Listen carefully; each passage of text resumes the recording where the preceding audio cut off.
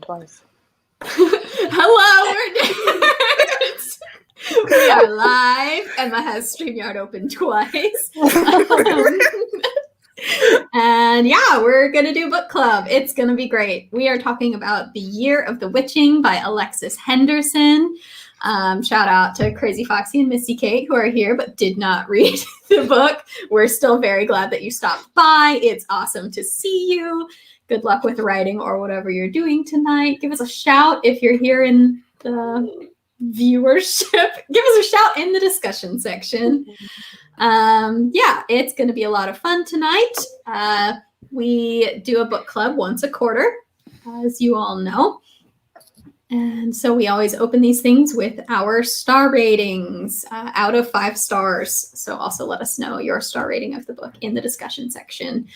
My star rating is a solid 5 stars. I love a creepy cult book. I love creepy woods.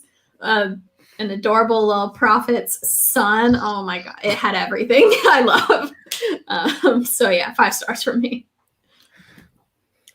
I think it's probably like 4 to 4.5 for me. It also had like a lot of things I like in books, but something about it, and I'm not sure I can even put my finger on it, but something like didn't like quite make it all the way for me.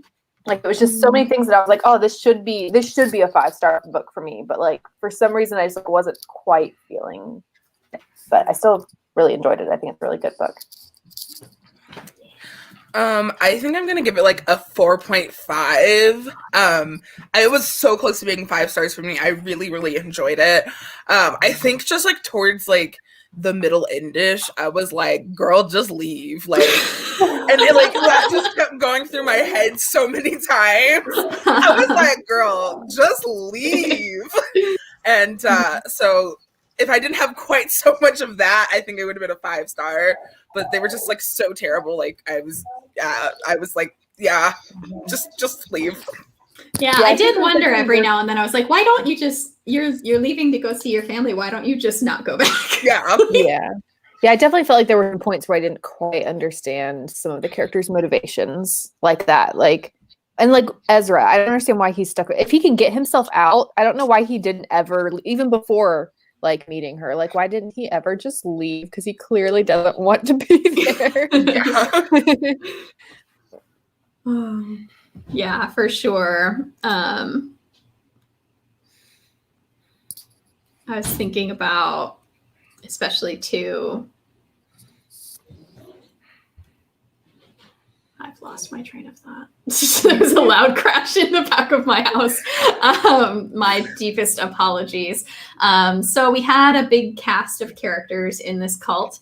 We had Emmanuel, the main character, and Ezra, the love interest. Yeah. It wasn't super romance heavy at all. And then we had Leah, the best friend, and the prophet. Were there any other major players I'm forgetting? It's been a little while. Martha's a fairly major player. Yeah, The grandmother. Mm-hmm. And then we have the witches of the Darkwood, who I have their names here. There's Lilith, obviously. Delilah. Yes. And then I don't remember the lovers' names. One starts with a Y. Yeah, Yael. Yeah, it's like Yael. You're right. Yeah.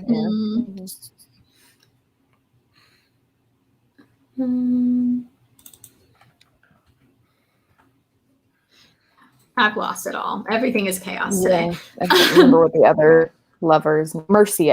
Mercy's one of the. No, wait. sisters. I think it is Mercy. No, I think you're right. I think it's Mercy. Yael and Mercy. Yeah. Yael and Mercy. Yeah. I just finished it a week ago, so. I have no excuse. I finished it a couple hours ago. I read it a year ago, shortly after it came out, and then we postponed the chat. It was supposed to be last week, and I was like, I'm going to reread it, and that was optimistic. I did reread like 65 to 70% of it, though. Oh, shout out. We've got a lot of people in the discussion section today who've read the book. Welcome. We've got Ed Griswold gave the book 4 stars on Goodreads. and said, I was delighted. I still enjoyed it during a second reading. That's awesome. Tracy Nicole said 4 stars for me, and Nazy41 said 5 stars for me.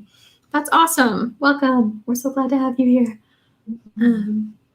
And Griswold also said the lore behind the witches of the Darkwood was amazing. I was like, can we get a book about them, please? Yes. In general, I would have really enjoyed more world building in it. I felt like I never quite understood the world, and I was kind of like waiting for a little bit more about it, like us to learn a little bit more about what's outside Bethel. I don't know, and I also was always expecting there to be like something that the leadership was lying about, and there wasn't really. I was expecting it to be like the rest of the world was like modern day or something. I was really expecting the Village, because I was getting the Village by M. Night Shyamalan vibes. Yeah. I loved just a little bit of vagueness about it, especially like I think a lot of times the trope is you get the prophet who's lying about things, but it's like he's just a bad person who thinks that he's a prophet, like, which was very fun. He like does have the sight and stuff. Yeah, that was actually a twist I was not expecting, was for Ezra to actually have a vision. Yeah, it is interesting. Like now that you mentioned that like. There is no like gotcha with the cult or anything. Like it is legit. Like they really do have the sight. These witches really are like doing bad stuff, but like also the prophet sucks. Yeah, and the way they treat women is awful. Yeah, the twist was there was no twist. Yeah, everything was very much at face value. Yeah, and just this idea that all those things could be at face value, and then like a bad person could still come in and manipulate it. For his own gain. Yeah. But I think for me, with it turning out that everything is what they say it is, makes me understand the rest of the world even more, or it makes me understand the rest of the world even less. Like what's going on outside of Bethel? Like, are they having problems? I don't know. I was a little bit, and I remember being confused towards the beginning because someone said something about like, oh, we're lucky to have a prophet like ours or something. Like I thought like there were like prophets in multiple towns or something. Like, I was very confused about that, but then I think they were maybe just referring to like historically, but it was like weird. Like it almost sounded like there are multiple prophets out there and we're lucky we have the one we have or something. I kind of got the vibe that like, so this was kind of confusing, like you were saying, like the amount of people that like that hierarchy I don't really get, because there were other like prophets, but like not like the prophet is kind of what I gathered. Because like Leah's family was from like one of the like Leah was from one of those families, but they never really go into detail like how that system really works.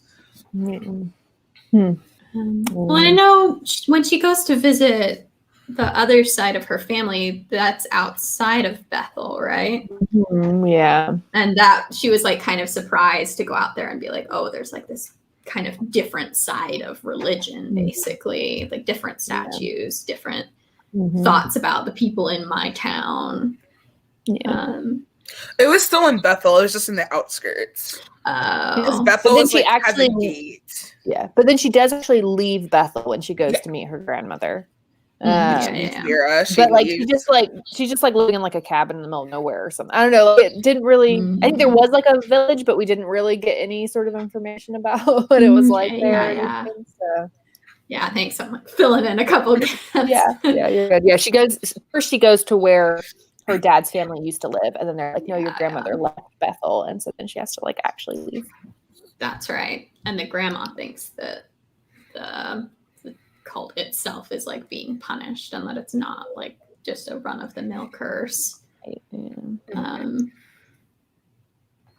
Yeah, it did feel very insulated for sure, to its benefit and its detriment, on different sides, because I do love the feeling of like there's no escape, there's nowhere to go. We had Misty Kate ask, is this a debut novel? I believe it is. I'm like 98% sure it is. So yeah, it is a debut horror novel that I am also pretty sure is supposed to have a sequel. There's a sequel coming out. I saw it on like Amazon. It has like the placeholder title. And Ooh, nice. Do you think it's going to be Year of the Dawn, which is like the last little snippet of the book? probably. That's what I would guess, at least. Yeah. Interesting to see like what conflict is involved, you know. They mentioned that a holy war is like on the brink because of Ezra's father still had like loyal followers, but a lot of the people like decided to start following Ezra. But they mentioned that like it's on the brink, and then they also like there's like a very passing moment in the epilogue where Emmanuel thinks she sees Lilith at the edge of the forest. She says, "Oh, it was just a shadow playing tricks on my eyes," but like, was it? Was it though? Like, yeah, it's like plot wise, you're like, well, what would happen next would be this like conflict between the people who like follow the prophet and the people who follow Ezra. But like, because this was kind of a horror novel, like you have to have a, you know, like the plot can't just be like conflict between two groups of people. Like there has to be a horror element to it. So Lilith still being around would give it that. So. Definitely. And I did like the theme of this, which was very much, this wasn't a curse. This wasn't an upset God. This was like mankind who created this problem. And so I would be curious if it would still play on that theme or if it would bring in a different theme as kind of the overarching one of the book. I would be curious too, like, is there a time jump? Is Leah's baby going to be important in it? Like, Leah's baby has to be important. Yeah. Like, there's no way that the baby's not important. Like, they made such a big deal about, like, the baby doesn't have a name. And, like, it's cursed. Which is, like, kind of like Emmanuel, who was seen as cursed, but Emmanuel got a name. What did you guys think about kind of the lore around Emmanuel and her birth, like her mom's story and everything? I liked it. I thought it was really interesting, and I liked that it was a mystery for a large part of the book too. And like even when you think like the mystery's been solved, like it isn't, and you know you figure out what actually happened, and I liked that. Yeah, and I liked Emmanuel having to like deal with the knowledge that like her mother like used her to be this curse. I thought that was interesting, like internal conflict for her. For sure. Or even like more of her reckoning with like her mother. Only so much you can do when her mom's dead.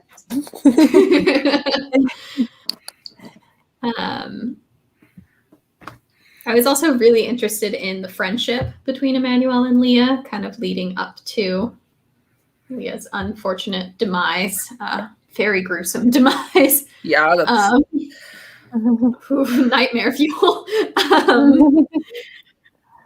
Yeah, I really liked their friendship though, and I thought it was very interesting. I kept being like, do I ship this? Are you guys just close friends? Oh, and this is a little off topic, but the carved into their forehead thing. what was that? Was so creepy. A lot. And I was just like, wow, these are like very young women too. Like, oof. Let me just carve this 8-pointed star in your head real quick. It's only 1 point away from the devil's star, but it's fine. Yeah. Which I actually really liked that like little bit that it was adopted from like the witches symbol, and like the church like was like, oh no, we're gonna take this and make it ours. I thought that was like very much parallel to like religion nowadays, how that lots of pagan symbols ended up in like religious texts and things like that. So I thought that was really cool and interesting.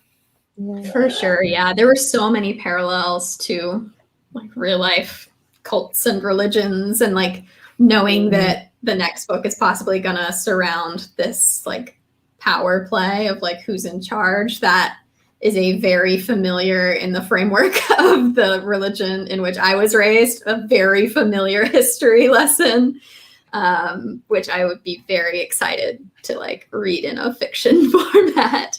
To go back to like Emmanuel's mother, Miriam, and like that whole like story and background. One thing that I was kind of expecting to learn that like didn't happen, because they talk about how like she tried to kill the prophet like after, like while she was pregnant. So, but like I think she was still supposed to marry him or something. I don't remember. They were already married. Yeah, they weren't married. She never actually married him. But I think it was like, they say something about it's like the night before she's supposed to marry him or something.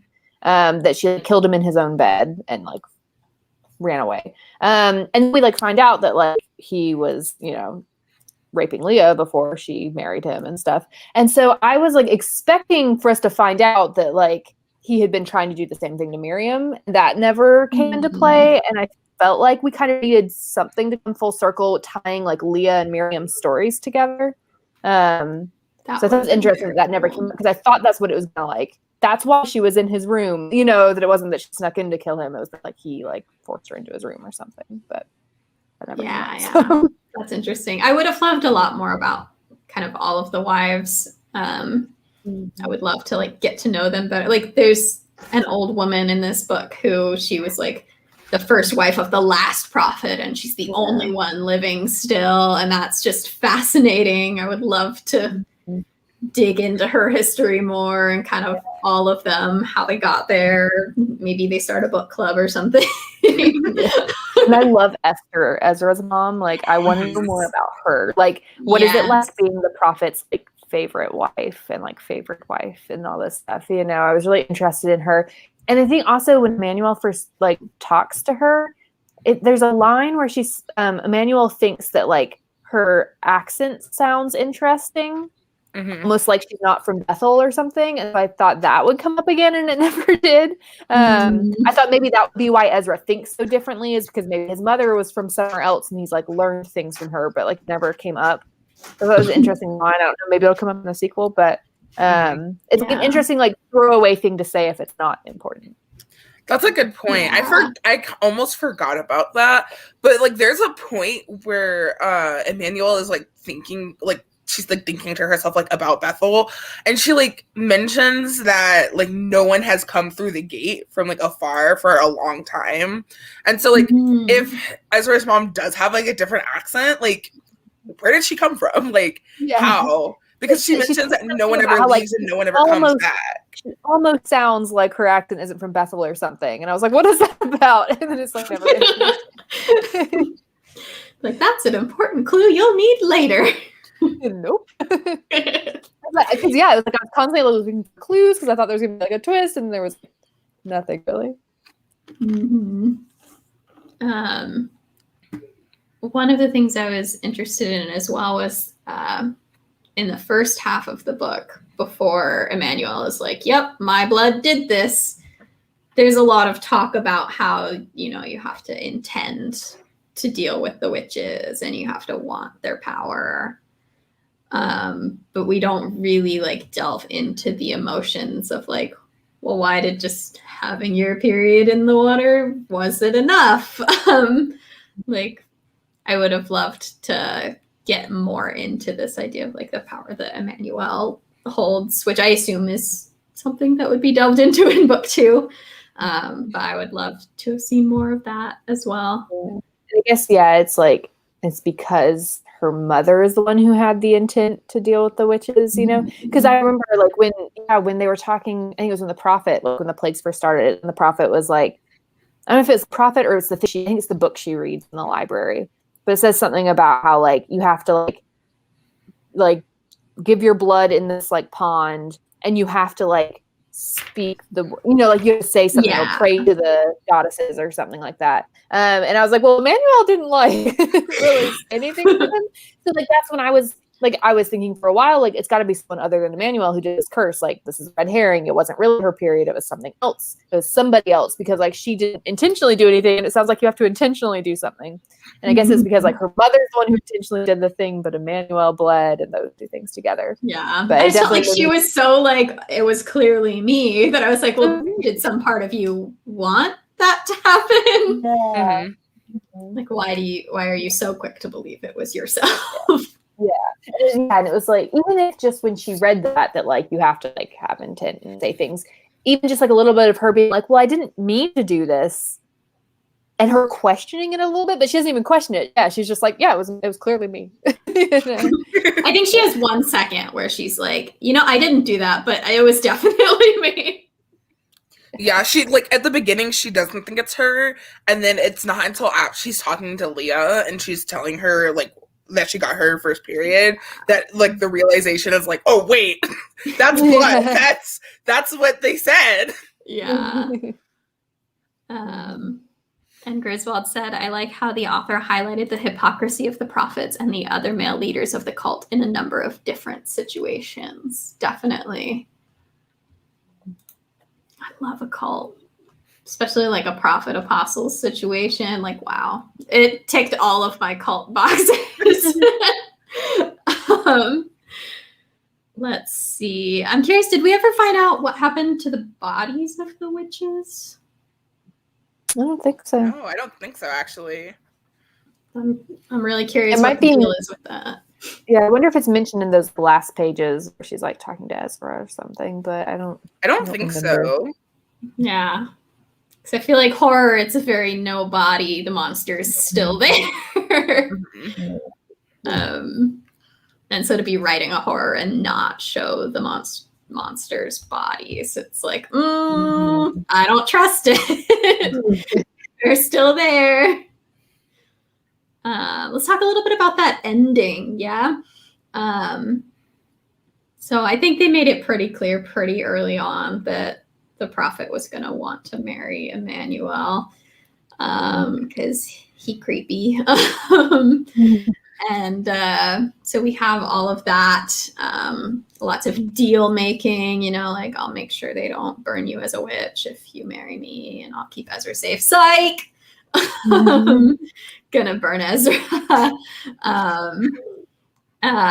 You mentioned this really briefly in the pre-chat, Does that the ending happened very quickly. Do you think that was like in a good way, quickly, like fast paced, or you wanted more time to breathe?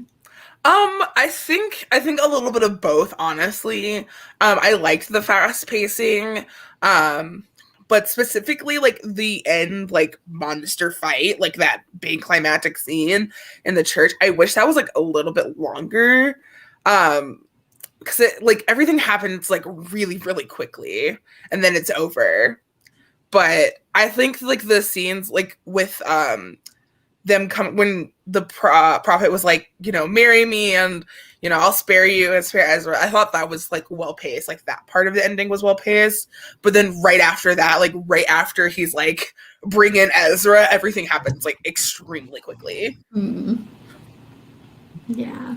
I think I felt a little bit of the same. Definitely listening to the audiobook too. It's like, wait. Should I slow this down a second to make sure I'm catching it all? So maybe reading like a physical copy would have felt a little different. I love a good fight scene, and this was very like lots of people actively involved in the fight scene. I never felt like, well, why is this person just standing over there watching the fight scene? Yeah.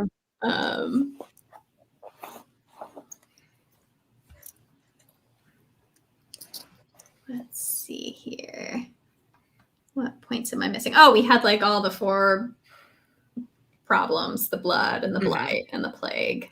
Which I loved. I thought that was so well done. I also loved how the book was broken up into sections by each of the like plagues, I guess. And I really loved the blight. I thought that was such an interesting concept. I thought it was so well done. And I loved how it affected like everybody like slightly differently. Yeah. I like the darkness. I wish we could have seen more of that, but like Emmanuel was like gone for parts of that one. 'Cause that was when she went to see her grandmother. But I thought that was really interesting. This like, just like can't see anything. It's dark all the time. I always like those sorts of plagues. Yeah. See, I liked the blood because I was like, this is horrifying. Like, Yeah. I like that we all like different parts. Yeah. We are the 4 witches. We just need one more who likes the slaughter. Well, Erin was supposed to be here, but the road she was going to drive home on fell into the sea. So I feel like there's something there. Yeah, shout out to Erin. I hope you got home safe. So yeah, there's 4 of us. It's great. And Griswold said the proposal came out of left field for me. LOL. I thought the prophet was mostly doing it because he knew his son was falling for her and wanted to take another girl Ezra was interested in for himself. I was going to say which proposal because there were 2. True. And see, I thought that his interest in Emmanuel had more to do with her mother. It's interesting that Griswold said, like, it had to do with Ezra, but I always felt like it had to do with like him wanting to like get back at Miriam in the only way he could, you know? It's multifaceted. It's all of them. Yeah. Like I know when like Emmanuel wears her mother's like dress that I think she wore for like her like engagement or something, to like Leah's like wedding. I was like, this seems like a bad idea to like remind him that you are your mother's daughter. Yeah, no, I would be keeping my head real low in that scenario. Like, let me flaunt this dress my mother wore when she was betrothed to you. Yeah, bad plan. And I like how the grandma just looks at her and she's like, you look like your mom. Instead of being like, wow, this is traumatizing. Don't wear that dress. I did really like the portrayal of all the parental figures who had lost children. I thought they were really well written and very nuanced and heartbreaking. I was about to say that I love Abram, her grandfather. Like I like kind of expected him to be awful in some way, but no, he was amazing. He was the only like he was like so nice to her. Yeah. The like only man I trusted the whole time. Yeah. Once they go to, like, I really didn't think I should trust him. You know, I was like, oh, this old man who used to be an apostle and all this stuff, you know. But like when she like wants to go to the outskirts to find her father's family, and he's like, "For you, I'd do anything" or something. Yeah. Yeah. And when he's defending her at her trial, and he's like, "I raised her as my daughter," I was like, this is so sad.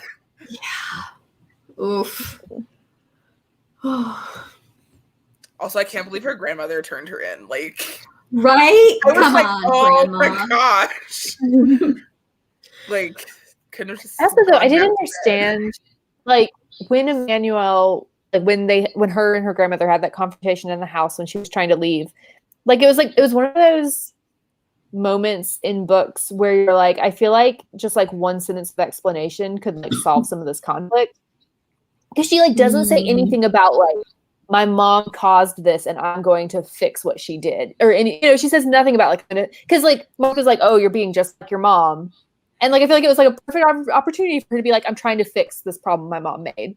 And she doesn't say anything like that. She's just like, I've got to go, Martha. You know, I just, like, feel like Martha would have understood if she'd like, just like 1 or 2 sentences. Like, she didn't even have to go into detail, this is what my mom did, but just being like, I've realized my mom caused these curses and I'm going to go fix it. Like, nothing. Yeah. That's true. That probably would have saved, but probably both her and Ezra could have got through the gate with like 2 extra sentences. Her grandmother would have been like, "Oh, yeah, that makes sense." Or even if she had told Martha that and Martha still turned her in because she wanted to protect her or something, I still would have understood that. But I just didn't understand why she didn't even try to tell her, like, I'm trying to fix this problem. I'm not just running away, you know?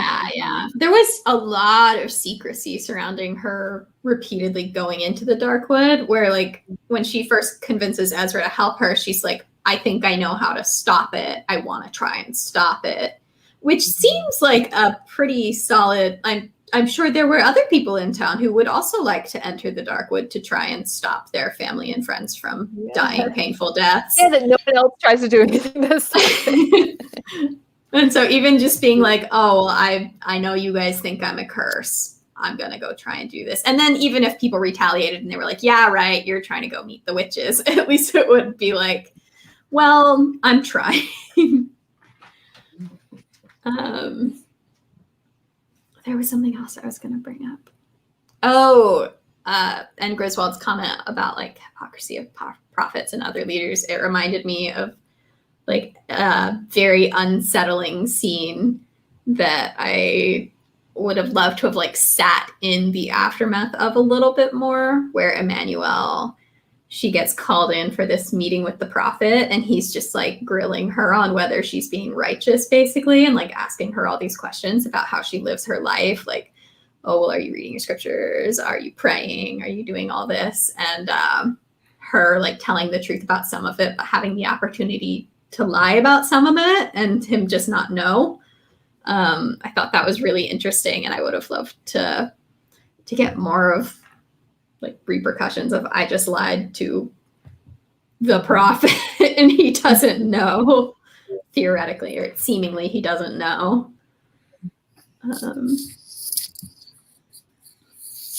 Got Tracy, I believe this is in regards to the proposal, said, I kind of thought it was a punishment as well, because I seem to remember that despite having grown up in that environment, she definitely seemed to realize the prophet was a creep, and I could definitely see that.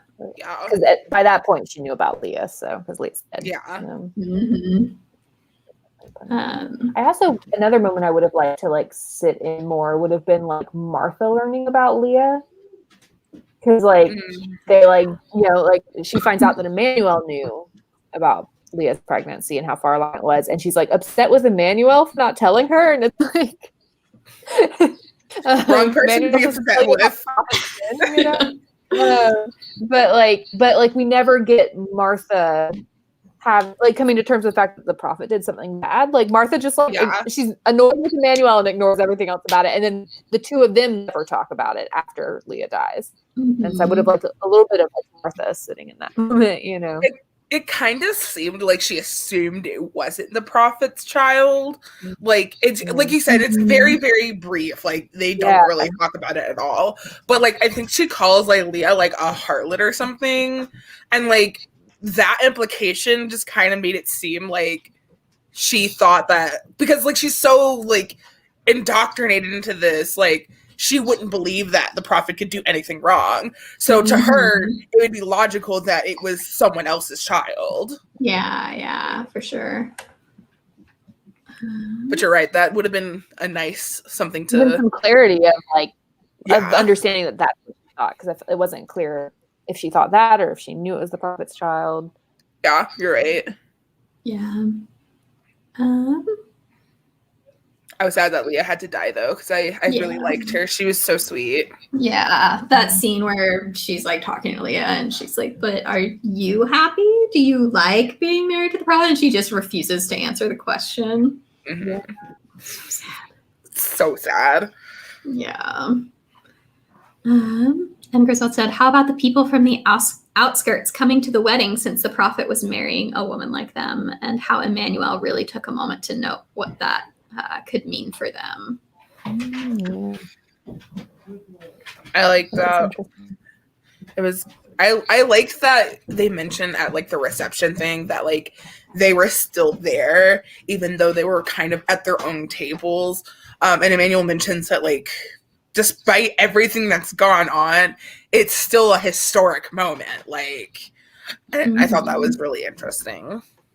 Yeah, for sure. There is this whole side of Emmanuel's character arc that is this like feeling like an outsider kind of with both sides of her family and trying to find this belonging in who she is that I thought was really well done. Yeah. Are there any other major plot points we've missed? Give us a shout in the discussion section if you can think of anything that we have missed. There's only 3 of us, so it'll probably be a slightly shorter chat tonight. What were you going to say, Des? I was just going to talk more about how I was really upset that she didn't just leave. Like, I understand. Like, I get, like, she was, like, worried about, like, her sisters and, like, all the innocents in town. But, like, the first time I was like, girl, just leave. And then the second time when they were, like, when Ezra was gonna come with her, but then was like stopped by the guards. I was like, why would you like come back when she was talking to Vera?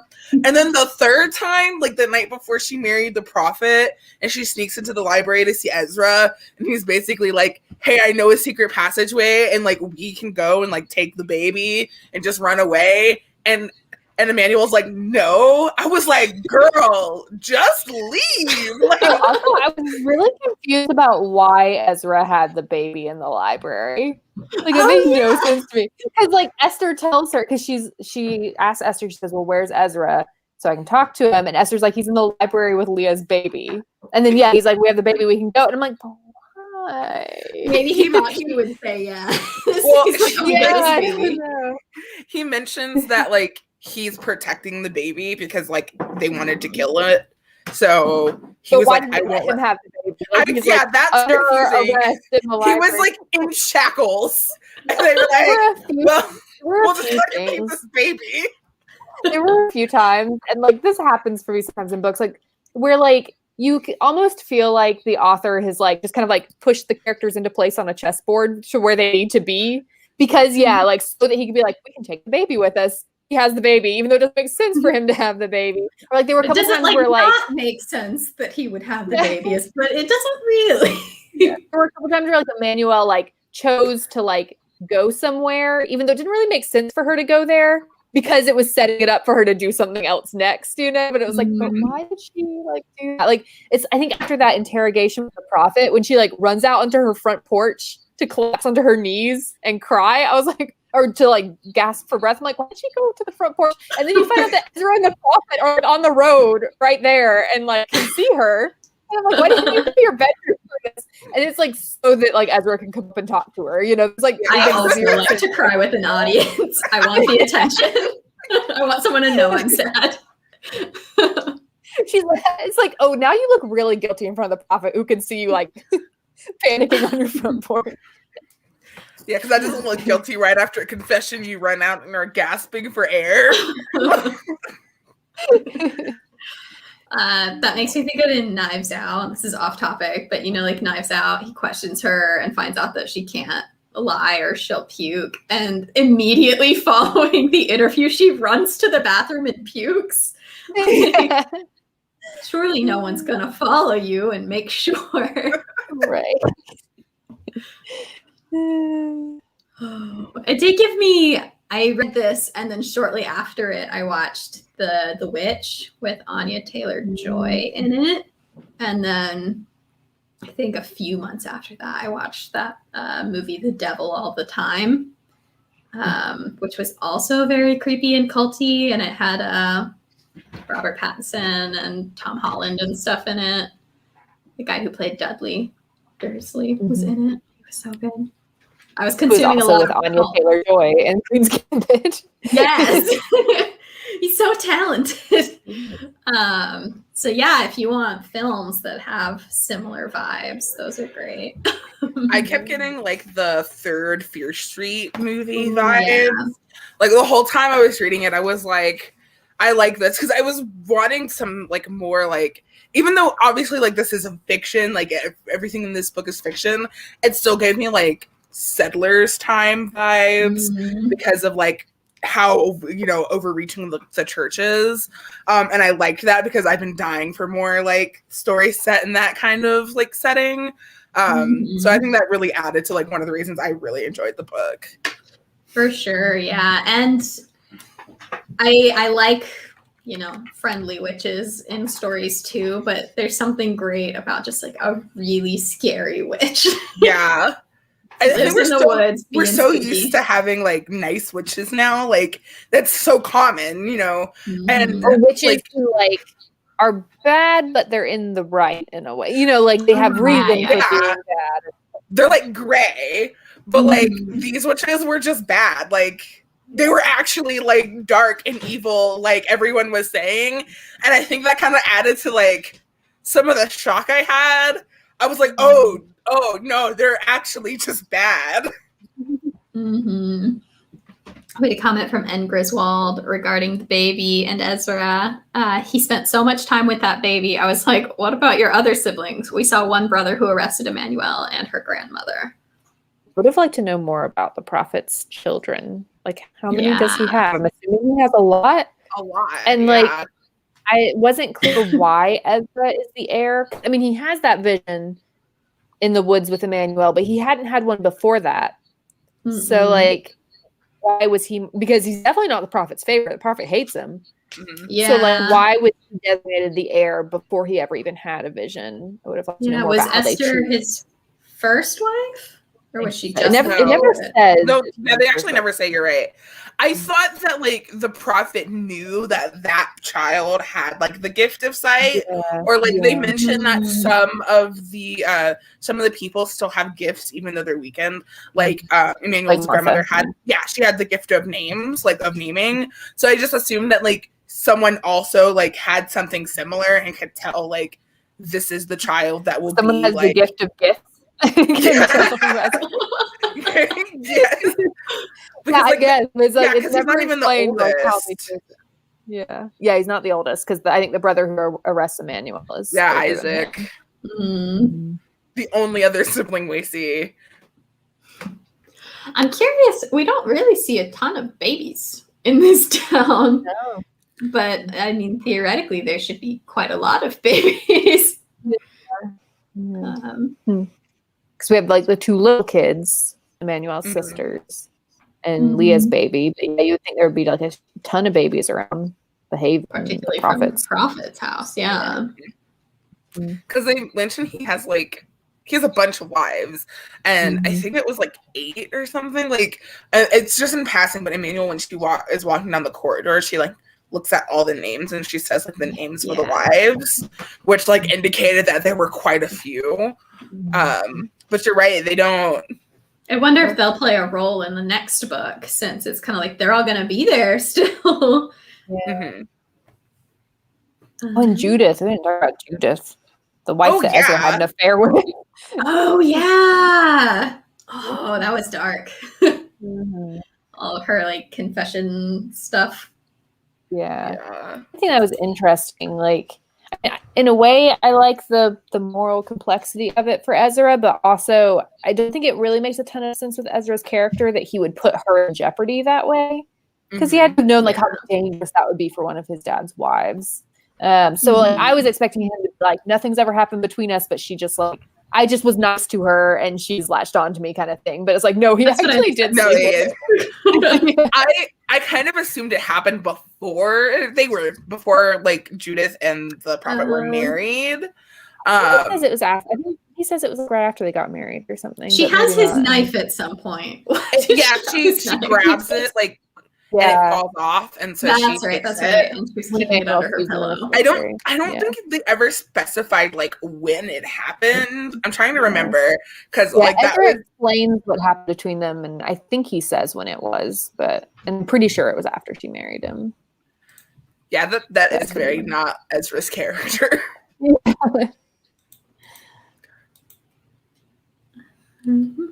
Oh, I wanted them to go into more detail. Like, so Ezra mentioned that he used to play in the woods all the time when he was a kid, and I thought that was going to be important. And then it like never comes up. Like, the only reason it's mentioned is so he can be there at the lake. So it's like how to get there. Like, the test piece. Like, yeah, it's true.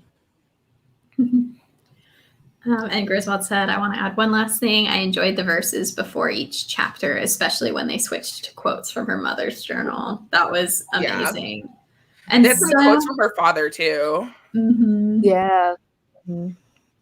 Yeah, I felt like those were so good at kind of setting tone. Like, already, the vibes were amazing. The aesthetic? No. The atmosphere of the whole setting was great. But those just really sealed the deal. I think the scenes by the lake in the forest, like that lake scene, is probably my favorite. I thought it was like the most vivid. And I like the muck, and they described like the smell. Like I was so invested. And especially like with the second time in the lake when she's there with Ezra and she sees like when she's asking like, hey, stop this. And she mentions that the witch in the lake was like had looked confused and like showed her, and then that's when she sees like all the visions of the women and children that were like harmed in with the first prophet. And I thought that was really well done. Mm-hmm.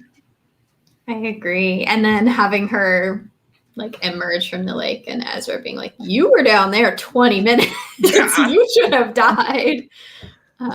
Was he waiting the whole time?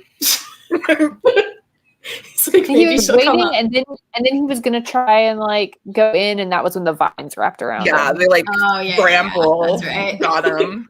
They're like, you just wait here. They never explained why he like strangles her almost to death right after. He's like in the middle of a vision. Yeah. Oh, okay. I think she is. I wish I had gone more into detail about his vision in the book, because I think she was in his vision. I think at some point she says something to him about like, oh, what did you see? Because she realizes it must be about her and what's going to happen in Bethel. And he kind of like brushes it off as like, oh, it's not certain. You like never really find out what it was he saw. Yeah. No, I remember that now. I wonder if that's a book 2 thing.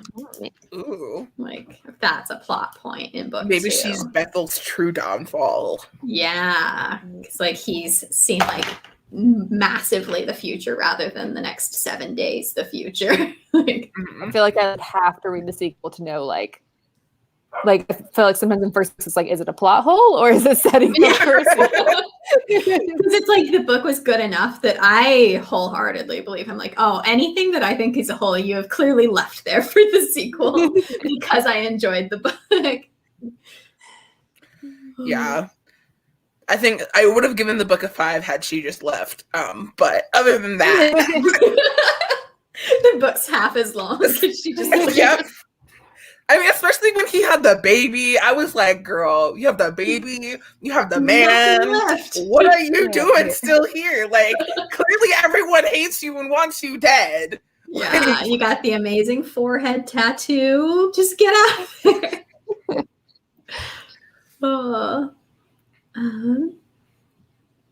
So yeah, big recommend overall. I mentioned this already, but was re-listening, like Anne Griswold mentioned, rereading, and it was just as fun the second time. The atmosphere was still great.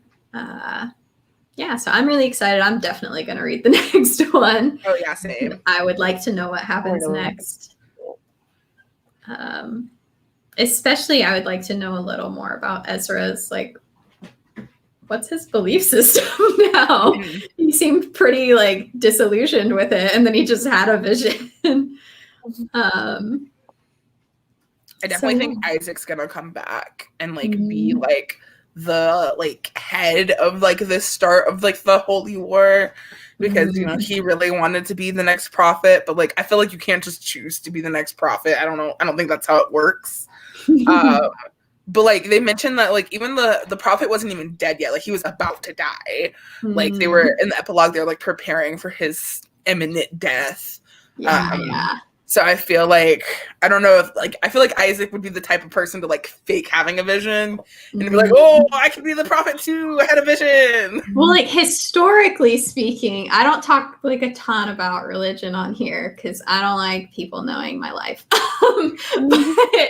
historically, like there is a religion that there was 2 possible offshoots, and one was related to the prophet, and one guy was like, I think I should probably be it. And then everyone had like a group experience, and they were like, yeah, we've all had this group vision. He's definitely, this random guy is now the prophet.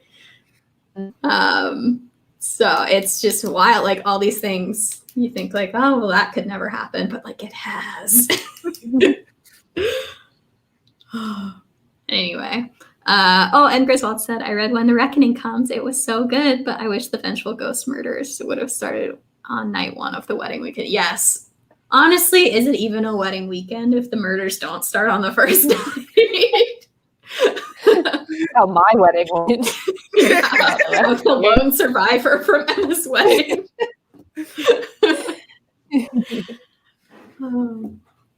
I can't believe we almost went the full hour. talking about Go this book. us. Yeah, look at us. Literary. Yeah, I think definitely. it helps that we all liked it. If we all hated it, it would have been a very difficult chat. Well, it's like if you like it so much that you have nothing to critique, then it's over in 10 minutes. And if you hate it so much that there's literally nothing you can find redeeming, then it's over in 10 minutes.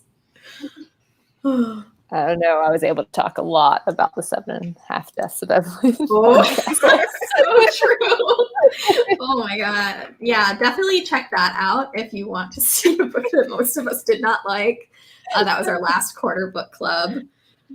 I will let you all know in the future what our next book club is going to be. We had big ideas about reading a very large fantasy novel, but I don't know that that's going to happen given how this year has gone. Let's see. Our next chat is writing schools. We're going to be talking all about writing schools in your novels and, you know, where we've been, where we think schools are going. It's going to be great how to do it well. So talking a little bit about books we like, but also kind of how we can apply it to our own writing. And yeah, so we hope you will join us for that. Please like and subscribe if you like us and want to be subscribed to our content. And yeah, you are all amazing, and we hope to see you later. Thanks for joining. Bye. Bye.